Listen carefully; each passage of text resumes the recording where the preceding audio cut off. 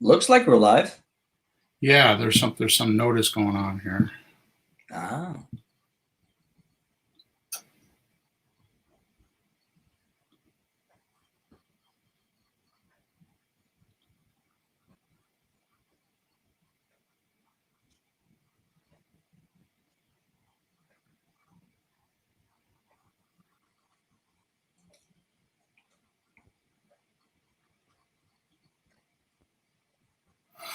Okay. All right.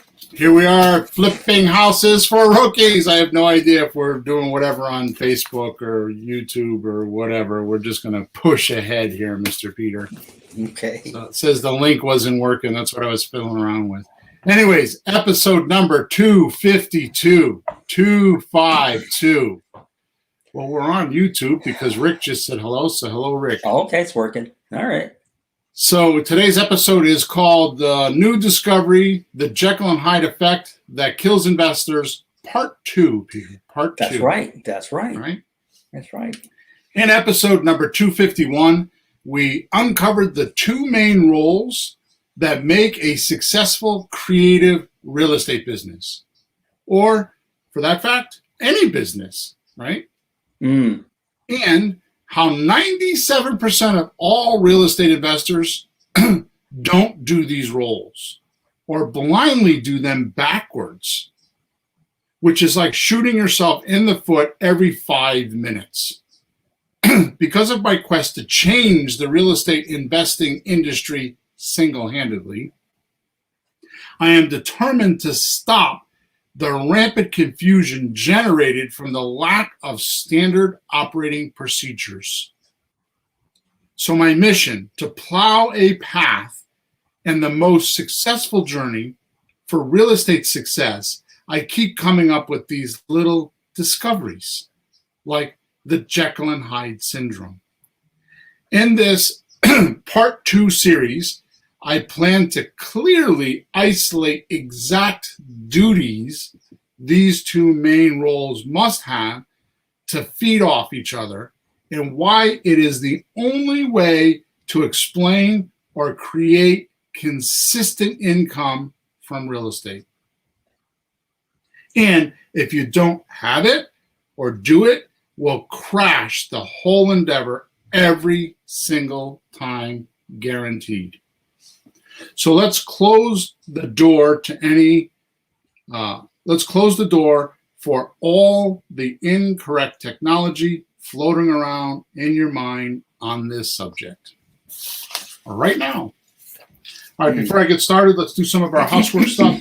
So what happens is we record this podcast every Thursday morning, 9:30, 9:15 to 9:30. We start somewhere in there, depending on whether the technology is working with a couple old guys like Pete and I.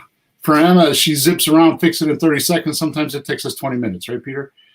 So yeah, well, I just sit here and watch while you fiddle. Yeah, sometimes.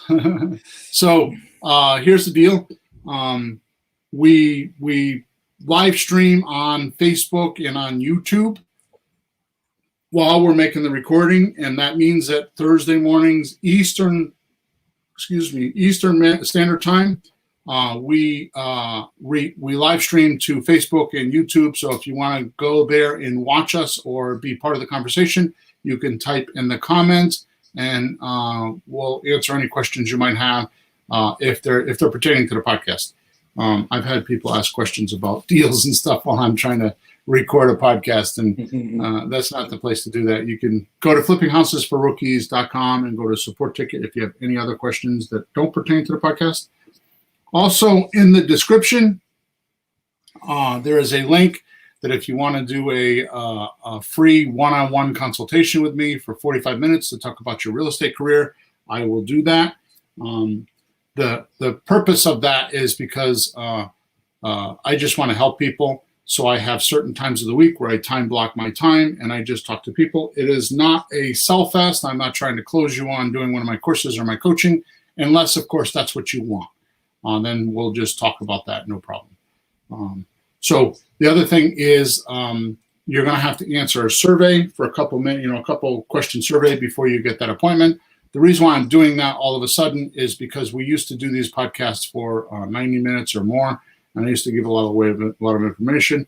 We're trying to cut back to 45 minutes, and if I get really good, Peter, which I don't know if I'm that good, we get these puppies down to about 30 minutes, but I'm not sure I could be that good.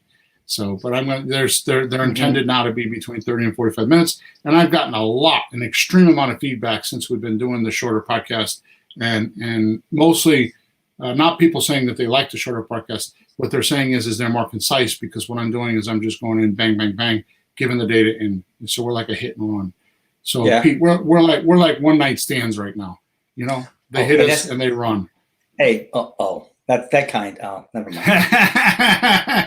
Peter doesn't know what to say about that. No, mine is just looking for the other kind of nightstand. I had to buy nightstands for my bedroom, but I don't know what kind of nightstands you're talking about. Put your pills on? Yeah. One nightstand. Yeah. It's just melatonin. I'm drug-free, dude. Melatonin. I'm drug-free. I'm old, but drug-free. I surprise everybody, including doctors. Anyways. Well, I was going to joke to you about that, but never mind. No, 30 to 45 minutes. Concise. All right, Pete, I want to start today's conversation off by talking about a car battery. Sure. Okay. Each one has a positive and negative terminal, correct? Right. So it would be fair to say the electricity or current flows from one to the other. That's what makes the energy, right? That's right. Like a positive to a negative or negative to a positive. Mm-hmm.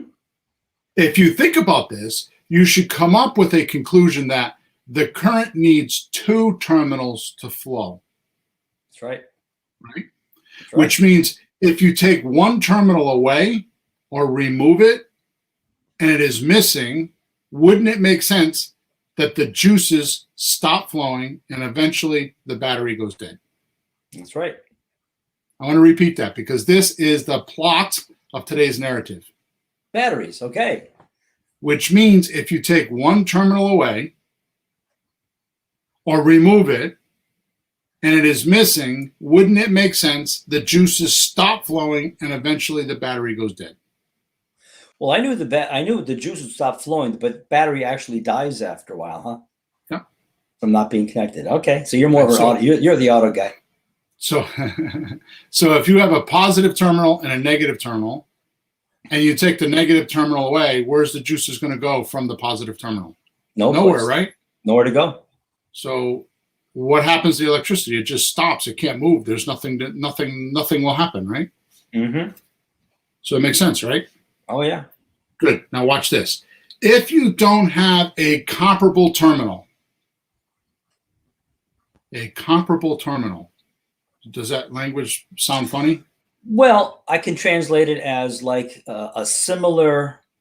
Well, terminal means end. It's strictly speaking end, but it's like the end of any activity. It has to be this end and that end. Like a battery has this end, that end. Even if you're talking to people, I'm at one end, you're at the other end of the table. So we're like the end of a conversation going back and forth. So anything that's going back and forth, you got the two ends. Terminal is a fancy name. Comparable is similar, right? Yeah, or equal, applicable, equal, like equal. Like they compare to each other. They're apples and apples, not tangerines and orangutans. So if you don't have a comparable terminal, in other words, a positive or a negative, right? In this case, in the battery, or like-minded people in your life, aren't you like the car battery with only one terminal? And eventually, you'll die out. Mm-hmm.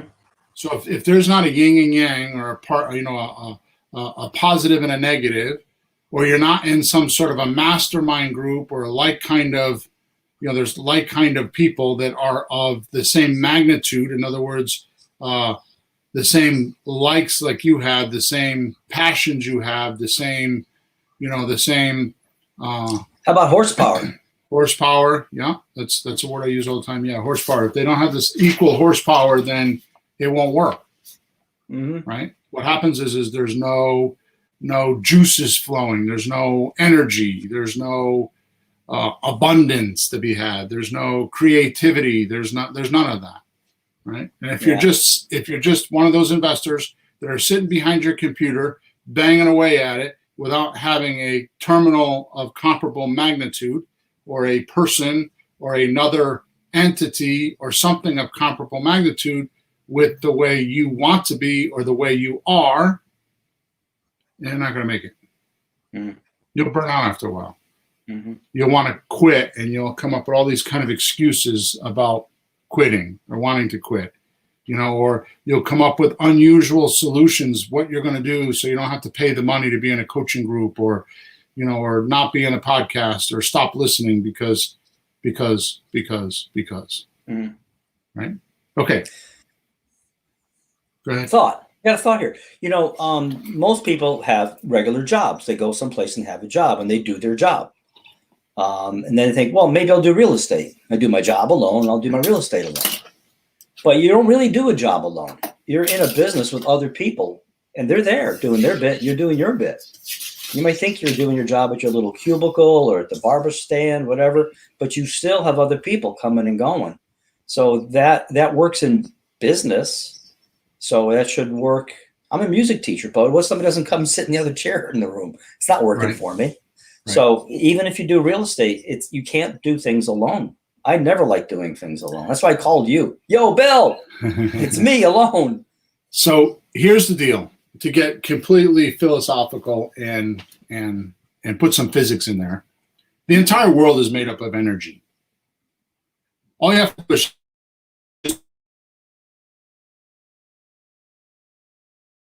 it's moving. We lost Pete for a minute. So yeah, I lost you for a minute. Yeah, we both froze for a second. What's the last thing you said in case it froze for everybody? So it just froze for you. So if you have a cell in your body or a molecule in your desk or a piece of wood, it's moving, and that movement makes energy. Mm-hmm. So there's static energy in the airwaves. There's all around us. There's cell phone waves and microwaves and radio waves and waves we probably don't even know about. Yeah. In the air. Yeah. So at the end of the day, the entire universe that we live in is made up of energy. Mm-hmm. So energy must have a place to start and a place to stop. It flows from one to the other. So you as a human being and your mind and you as a spiritual being are the ones that make that energy. The spirit makes that energy. The spirit is the one that has the passion and pushes that drive. Now, if you're not religious and you don't believe in spirits, then you're missing out on a whole lot just for that simple reason. Okay? And this is not just my belief. This is like a belief that's been going on for hundreds of thousands of years. Mm-hmm. Mankind has always had religion. Okay? Mm-hmm. So when energy is being made, it has to go somewhere. So you as a human being are constantly, just by thought alone, are generating energy. Your mental image pictures are energy. What you dream about is energy. Okay? If it doesn't have a place to go, that's exactly what we're talking about. So you can imagine that you want to be a real estate investor, and you can imagine you want to do deals, and you could even go out and talk to some sellers. But if you don't have someone that is working with you that has the same passion, you got the potential of burning out. That person will pick you up when you're down, or they'll pick you up when you're down, and you'll keep that energy flowing. Mm-hmm. And that's why when you read the book, Think and Grow Rich, there's a whole section in there about masterminding. And just, in fact, if you doubt anything I'm saying, that's a great book to read. Napoleon Hill, you can get it for free these days online. I don't read stuff online. I'd rather have the book. But in fact, I've been thinking about that book a lot lately. I think I have a couple books I'm trying to read right now, but that is on my lineup to read again. I like to read that book usually once a year. It is enthralling. It's unbelievable because, you read the title, Think and Grow Rich. And what do you see? Rich. You see, I'm going to make money. But when you read it, it's far more about thinking because you don't just Well, grow rich by growing rich. The thinking is the part that makes it happen. And his stories, his viewpoint is just not what you expect. It's so much the reason why it's better. called Think and Grow Rich is because Napoleon Hill was commissioned from Carnegie, Dale Carnegie, not Dale Carnegie, Andrew Carnegie. Yeah, The steel mogul, big rich guy. to find out why rich people are rich. Mm-hmm. So he what happened was Carnegie used his communication lines or his channels to talk to rich people because he was rich, Mm-hmm. and he would set up appointments in Napoleon Hill so he can go interview them and talk to these people about why they're rich. And after doing this, I guess hundreds of times over many years, he came up with a book called Think and Grow Rich, which is what the synopsis of the story is that you're. I tell my kids all the time, and my daughter's 29 years old, and she just recently said to me, "I get it, Dad. Yeah. Money's in thin air." How many times have you seen me do that? Right? I have an idea and I turn it into money. Yeah.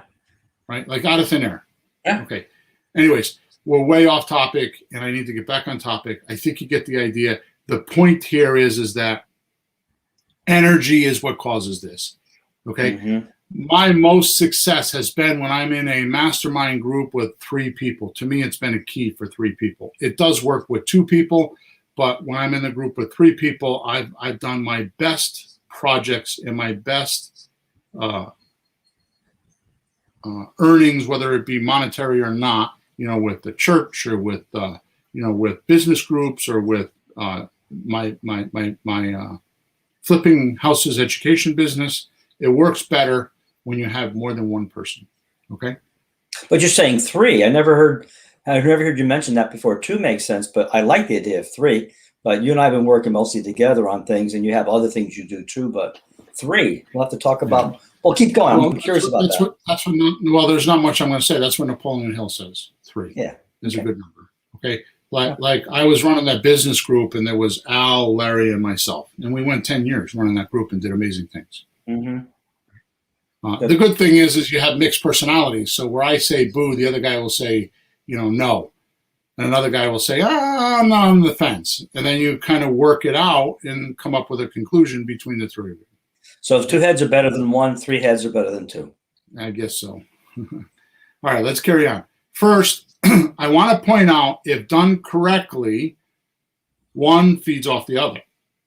Mm-hmm. Terminals of comparable magnitude to make the energy and juices flow. Mm-hmm. So if you have 2 people or 3 people like we're talking about, then the energy will flow and it will exude, or exude means to go past the boundaries or past you. It'll leak out into the environment, mm-hmm. and it will make that message and it'll make that path, right? So okay. I'm a little profound here, but this is going to come together in just a couple of minutes, okay? So anyone entering this business from any point will get the same treatment and or the same results. So if there's 3 of us running a business, like for example, you come into Bill's Planet, as I call it. It's usually myself. It's been myself. I have a coach, Will, and Emma. It's been the 3 of us for quite a while, right? Mm-hmm. You enter into the business and you get treated the same way. I mean, look at McDonald's. No matter where you enter in any country, you get treated the same way. Okay. Right? Yeah. So it's kind of like that. Okay. Mm-hmm. So just like in episode number 248, where we talked about McDonald's and our creative real estate system that I've recently put together, which has been there all along. I've just actually delineated or articulated or put it on paper so you can see it, right? Or as I referred to, the new standard operating procedure mm-hmm. for real estate investors or entrepreneurs in this industry, okay? All right, let's get down to business. We got to do some business, okay? Yeah. The role of a strategist, because last week we spoke about the strategist and the technician, mm-hmm. right? And the strategist, I'm going to talk about the role of a strategist. So this person has his or her sight on the road ahead. They have a journey mapped out mentally. Mm-hmm. Right?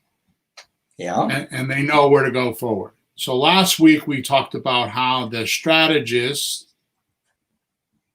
is like the person that looks forward, got their head up, and they're like, they don't want to hear about all the day-to-day stuff. Yeah. The tactician doesn't know anything about looking future and pointing the ship and driving the boat. They're just worried about being down on deck and making sure that everything's taken care of. Sure. So the tactician is like the systems guy, and systems guys are really good as long as they got somebody that can steer them. So you need Captain Kirk and you need Scotty. Okay. I don't know what that means, but okay. Well, Captain Kirk from Star Trek, he's sitting at the helm. He's the captain. He's planning things, what's going to be happening. But then when he needs something, he goes, Scotty, get those engines going. And, the tactician he may know about what's happening in the future, but it doesn't matter. He has to get the thing working right now. The phone call, the paperwork, the check written, something has to get done right now. Right. So that's the Scotty getting things fixed up.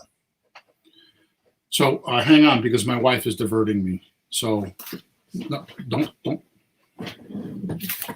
This is not okay. Okay, so here's the deal. Mm-hmm. If you don't have somebody looking in the future and saying, here's where we need to be by this date, and their head in the cloud, okay? Yeah. You aren't going anywhere. If you have somebody that just is in present time and just waking up every day and they're just taking care of the day, dealing with whatever's in front of them and not thinking about the future, you'll never have a future. Your future will be putting out fires every day. Yeah. Right? Yeah. Yeah. No, I know people like that. What are you doing today? Well, I'm going to take a shower, then I'm going to have breakfast, and then I'm going to write, I'm going to do this, I'm going to do that. Like, okay, then what? Like, right. I call it like step 0, just to be alive. Right. Step 1 is, where you going? Like, just don't, you're going to be going in circles. Just so to me, it's kind of like a parakeet in a cage. Kind of like, either you live life or life lives you. Yeah. Right. So that's kind of like what I'm talking about. So, yeah. So like we were talking about our buddy Steve this morning, right? And last week we were talking about this. So the tactician, normally what happens is the tactician is good at what they do. They're good at fixing cars or drilling teeth or whatever. Yeah. Okay. And what happens is they decide one day that the boss is making too much money off of them. And they go start their own business. But they're really good at the tactician stuff. They're good at, because the boss doesn't see it. See, they have a difference of opinion because the boss doesn't, in air quotes, doesn't get it. Yeah. Right? So they immediately go out and they decide, okay, I'm going to open an auto repair shop and I'm going to make the $99 per hour that he's making because he's only paying me $25 per hour or $30 per hour. Right. I'm going to go make that money. As soon as they jump out of that pool, they jump into the pool of being a strategist. Right? Yeah. And now you have to set things up. You got to put, you got to buy, you got to have long-term rents. You got to have insurance. You got to have workman's comp. You got to have, all these things that a technician doesn't know about or doesn't think about because it's future until somebody comes into the auto repair facility and says, we're here to shut you down because you didn't pay your sales tax. And you don't have the money because you weren't thinking about the sales tax. I'm being facetious right now, but things like this happen. Yeah. Which is why most businesses crash, because most businesses are started by tacticians and they don't have a strategist or somebody that looks in the future. Yeah. And plans it. Right?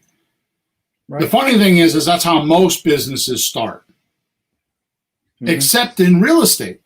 Real estate is backwards. We go to a seminar, or we watch a video, or whatever. We read some books, or we listen to some podcast, or whatever it is, and we decide, I want to be a real estate investor. I've heard enough success stories of how people are making all this money and have all this freedom and live this glorious lifestyle, which is not 100% true, but the marketing makes it look that way. Yeah. Right. Yeah. And they decide that's my strategy. So they go into the business as a strategist.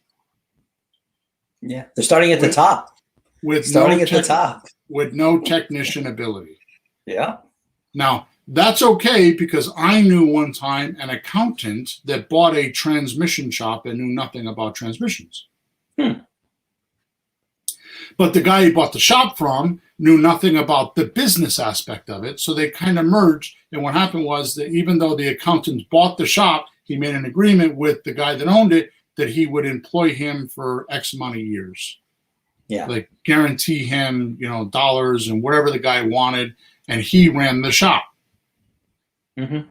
And immediately the shop became profitable because the accountant started paying attention to the marketing. He started paying attention to the payroll. He started paying attention to the pricing and the parts markups and all the stuff that the technician didn't do. It's odd, but it's almost an advantage not to know how to do the job. So you have to do anything else you can do, like get business for it or pay the bills, like do the part that you can do. And leave it to the other guy. So that kind of worked out, even if it was by accident. He did all the administration stuff that the tactician didn't want to do, right? Yeah. So the point here is that you have to have both to expand. Yeah. And if you don't, just like the battery terminal, if you don't have a positive, you don't have a negative, then it doesn't work. There's not enough energy there to there's not enough horsepower, as I always say, to keep it going. Yeah. Okay, so what I want to do to finish off here, the next 15 minutes, 10 or 15 minutes, is I want to talk about the roles of a strategist and the tactician. Okay. Okay. Which, by the way, I want everybody here to know that I'd like to give credit to Gino Wickman and Mark Winters for contributing to my list from a book called Rocket Fuel. Mm-hmm. Okay, so some of it is mine, some of it is theirs, but I want to make sure that I give credit to those guys. Okay. Yeah. So here we go. So a strategist, they're extremely passionate about the service, customers, and the end results. This is your typical idea generator. They never stop coming up with ideas. They are a plethora. They are full of ideas. Mm-hmm. So who's that remind us of? Yeah. These cats are also very creative. They're great at devising solutions, especially to big problems. Yep. So these cats are very creative. They're very good at creating and devising solutions, especially for the big problems. The bigger the problem is, the easier they solve it. When there are hard roadblocks, they study them and find answers. Now, I'm not talking about studying like analysis of paralysis. I'm talking about just getting data and finding other people that have been through it and just kind of like getting some cause points that they can operate off of. Some ideas to jog their mind of their creative thinking. Well, I'm pretty sure from what you said, you can study something to find excuses why you can fail, right, or study something to find solutions, because you're not going to fail no matter what. You're going to find the solutions and attitude. Exactly. Okay, when they talk about their ideas or teach others, they have to draw diagrams and pictures to explain what they see in their own mind. That's funny. I know. You're laughing because this is me, right? I'm describing myself to the T, right? Well, you do that, but I'm laughing because that's something you should do, just to teach people or to study things yourself. But it's funny that's on the list, because you have to make things clear to people that you're thinking, because it's not real yet. Yeah. It's not in the world yet. It's in your head, and you can talk and people just stare at you. Draw them a picture at least. Right. Maybe they'll believe you, because they probably won't. Right. We're going to fly to the moon. Yeah, sure. So I'll say that one again. When they talk about their ideas or teach others, they have to draw diagrams and pictures to explain what they see in their mind. Yeah. The ideas and visions often go against what is harmony or normally agreed upon. Mm-hmm. These type are fantastic and usually excel at closing the big deals. These type are fantastic and usually excel at closing the big deals. They're best at high level stuff and big ideas. The smaller things get and the more detailed, the less interested they are. Yeah, maybe pass that on to the technicians. The tacticians, yeah. Yeah. These type are very good with relationships, either creating them or maintaining them. That's nice. Always in the future. They're great on the research and development line. They're great at they're great at taking ideas about the future onto a journey, as long as they don't have to implement any of those plans themselves. No patience for that kind of stuff. Minutia, right? Exactly. Okay, fair enough. They are excellent at getting others sold, in air quotes, sold and passionate about executing and playing the game mocked up by the strategist. They're excellent at getting others sold, in air quotes, and passionate about excluding and executing and playing the game mocked up by the strategist. So the strategist says, we're going to build a train. It's going to go from here to California, and you're going to get to lay the track. Yippee! Yeah, something like that. Oh, boy, let me do that. We're going to lay track today. What happens is you get them to buy into the dream. Yeah, right? Sure. They inspire those around them. They have amazing abilities to navigate while in the fog. By keep moving in the right direction when there is no compass. That's out of the Rocket Fuel book for sure. Yeah. They don't manage, they analyze. They don't manage, they analyze. Right. Their building blocks are vision, creativity, I don't know what that word is, tenacity, without policy or procedure, but by their tonality of moving forward, policy and procedure come out of that activity. Right. So once you find out what works as you move forward, that becomes established as, well, this works. Let's just do that. Let's make a policy out of that. Something along those lines. Yeah. So it's like the Wild West, and what do they call it? The frontier. You know, you don't know what you're up against. So how could you write policy or procedure? You're in uncharted territory. Right. So they're good at going in those uncharted territory in the fog, not knowing where they are, without using a compass, but just keep pushing the passion ahead. Yeah. And when they get out the other end, they have like all their stories and experiences that then later become policies and procedures and all that kind of stuff. So they're really like very much explorers, like Lewis and Clark and any other explorers. And then they write a journal of what they find, and someone else can someone else can finish the map for them, or organize it, make it more useful somehow. But they're the explorers. They always have a pulse on the environment. They got a very good pulse. They're very observant and have a pulse on the environment. They can connect the dots easily.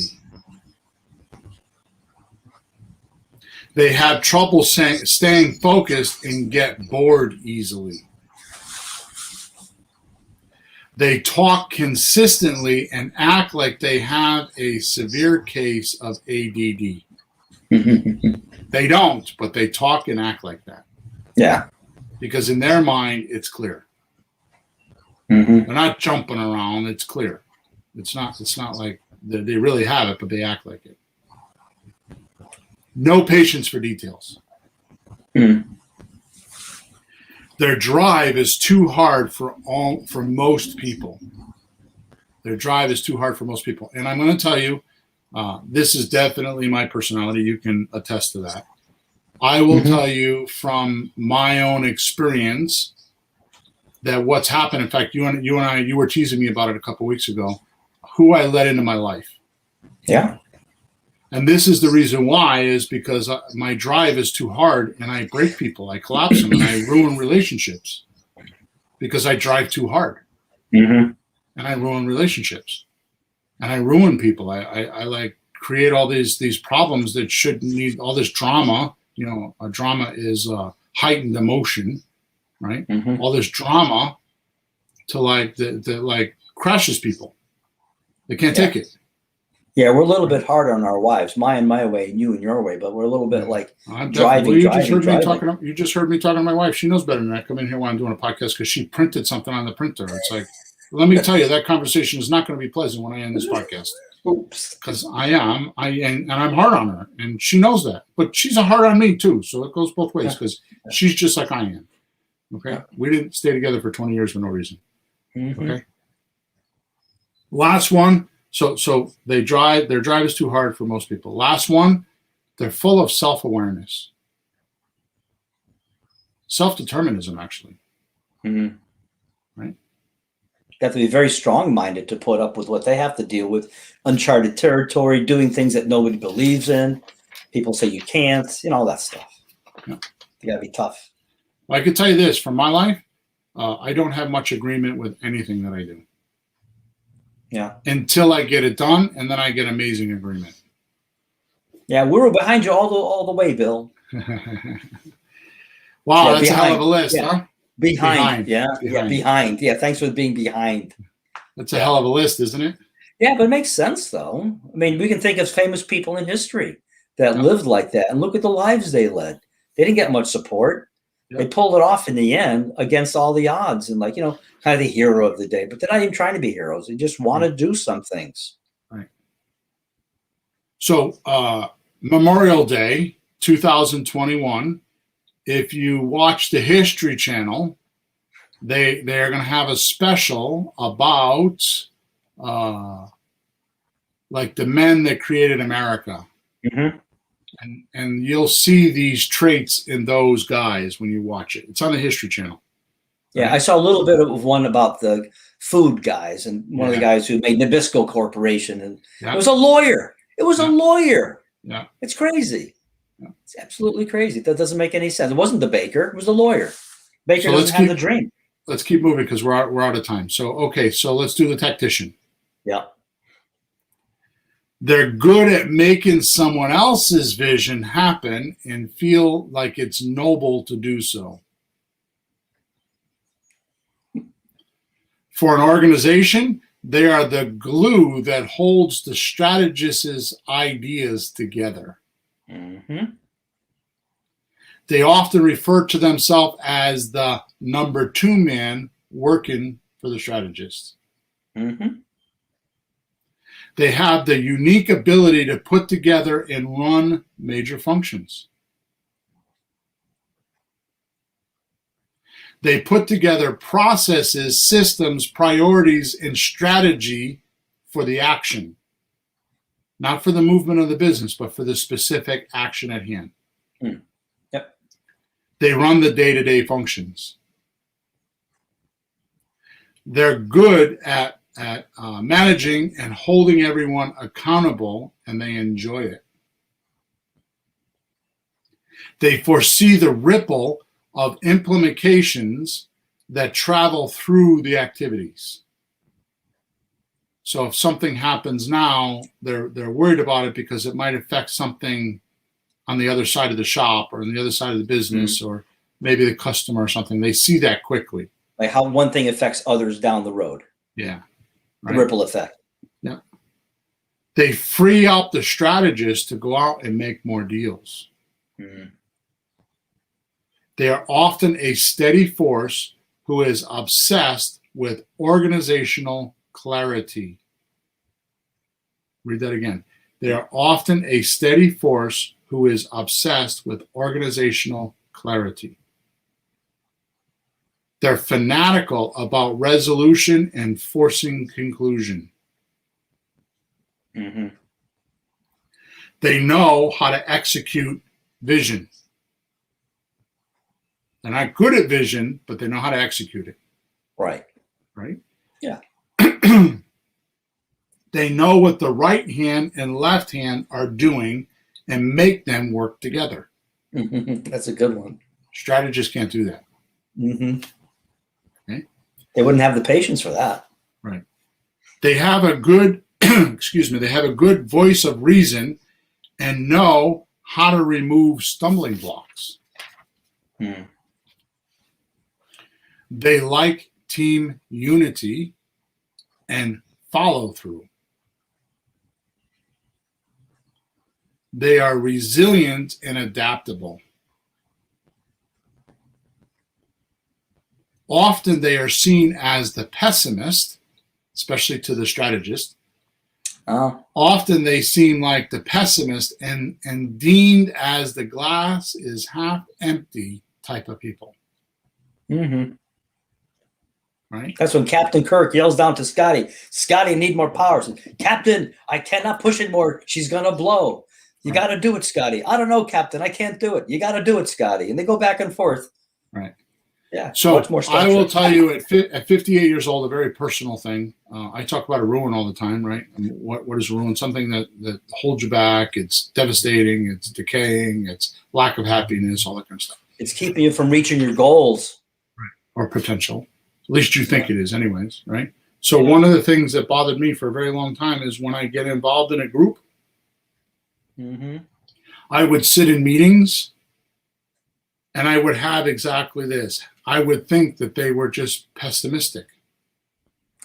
They would throw up all these stop. We can't do this because, we can't do that because, that this is not policy. And they throw up all these stops. Yeah.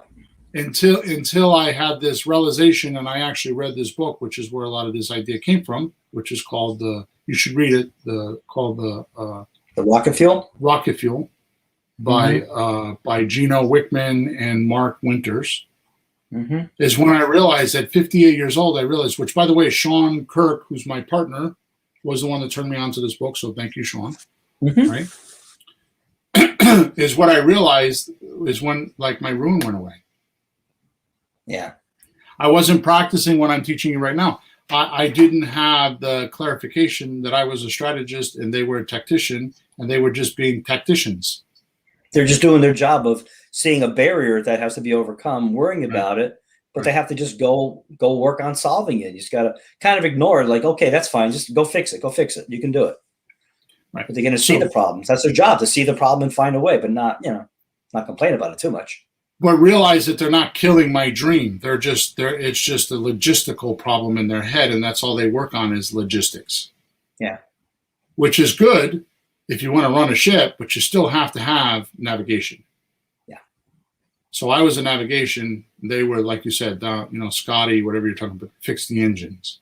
Yeah. Right. They're down in the boiler room, and I mean they're down in a factory. I went with my friend once to a company he was running. He's the CEO, from a friend of mine from high school, and he's on the upper level on the second floor mezzanine, looking down on the floor where all the guys are working. So he's above looking what has to be done and trying to plan and seeing the whole factory from end to end. And they're down the floor seeing their machine and their part in the machine over there. I've been in machines, I've been through a factory making guns, making things from an engineer who's trying to think of the ideas, and you got the guy doing the work. So there's a guy up here and there's a guy on the floor. They a good example. We need to get out of here, but a good example of that is, which is one of my favorite TV shows, and I don't want to talk about TV so much today, but Deadliest Catch.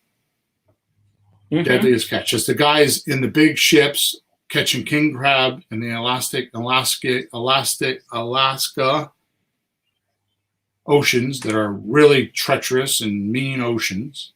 Yeah. And you got the captain with a short sleeve shirt on up in his cabin, and you got the guys, and he's on a microphone telling everybody what to do. There you go. That's a perfect example. He did his homework. He knows where the crab is. He knows where to drop the pods. He knows where he's got to go, how to run the ship. He knows where everybody is. He's the strategist. Yeah. Right? Mm-hmm. All right. So the last two, and then we're going to get out of here. Often the tactician will go slow before they go fast. Mm. They'll go slow to go fast. Mm-hmm. Right? In the beginning, they'll be like trying to figure it all out. But once they buy into the dream and the passion, then it goes fast. Yeah.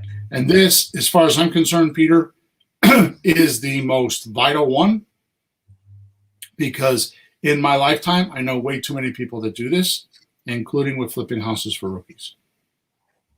Okay. Going slow at first? Nope, the next one. The next one, okay. Most need to have before they can do. Oh. So I got to have the scripts before I can call the seller. Mm-hmm. I got to have blah before I make an offer. I got to have the paperwork before I make an offer. Mm-hmm. I gotta learn how to do this before I do that.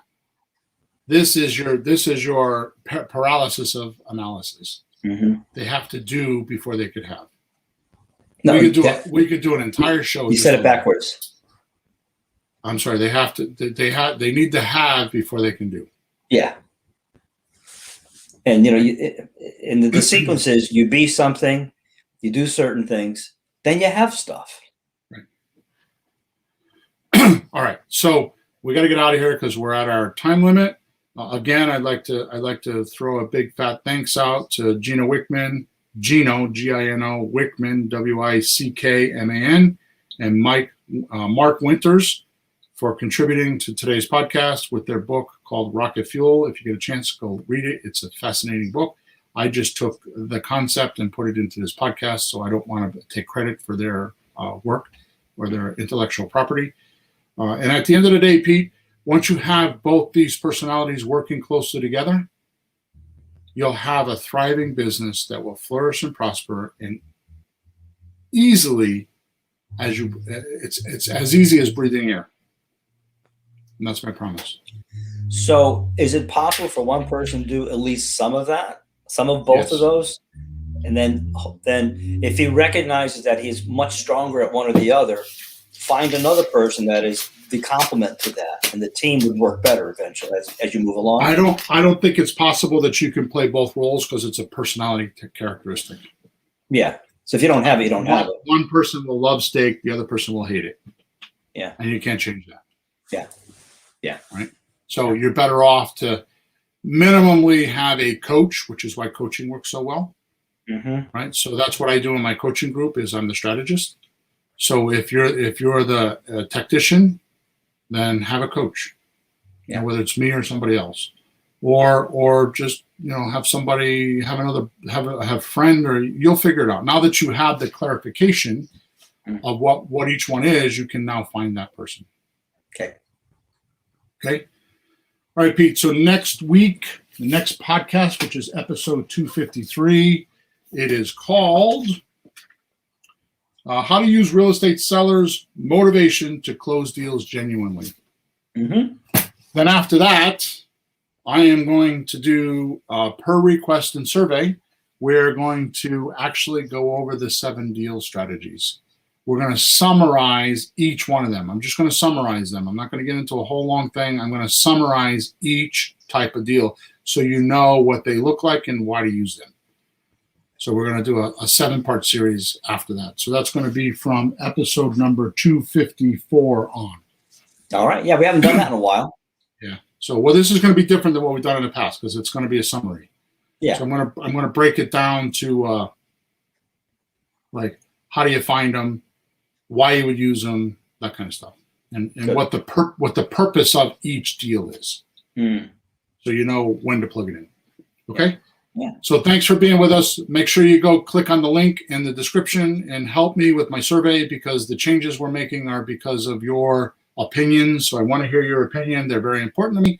You can change the dynamic of the show, especially if you want to hear certain topics or there's topics you're tired of hearing. We want to change that because we're not here for our looks, obviously. We're here to help you. Okay, so go fill out the survey and make sure you go check out flippinghousesforrookies.com. And if you need help, hit the support ticket on the top right-hand side. Okay, have a great week, guys. We'll talk next week.